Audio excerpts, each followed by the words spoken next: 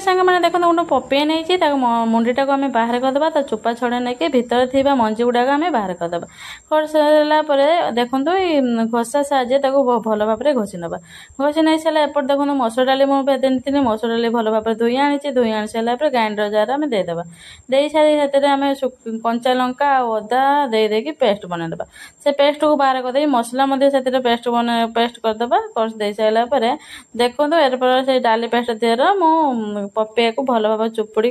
से पकईदे लुण हलदी पकईदे भल भाव में गोलैदेबा कड़े किसी तेल दे सारापर आम से पेस्ट पकईदे बड़ा आकृति करदे कर सारापर आम देखो मझे मझे नोट दे बड़ा आमर हो गलानी आम बाहर करदे बाहर कर सारापर कड़े किसी तेल देदेबा तेजपत्र पियाज देकी भल भाव में भाजीदेबा भाजी दे सारापर मसला देदेकी लुण हलदी जीरा गुंड देदेकी भल भाव में कषिदेबा कषि सारापर देखो आम मसला कषा होगा तापर आम पानी देदेबा पानी दे सारापर पानीटा आम भल भाव फुटी आस सारापर आम आसा भाया होगले आम बड़ा पकईदेबा बड़ा आम टे अल्प फुटी आस सारापर से आम गरम मसला पकईदेबा देखो आम पूरा रेडी होगला केते सुंदर हो बलिया होमर आपण मैंने रुटी और भात सहित खाई पारे बहुत टेस्टी और सुंदर लगी था निश्चय घरे ट्राए करूँ केमती लगे निश्चय।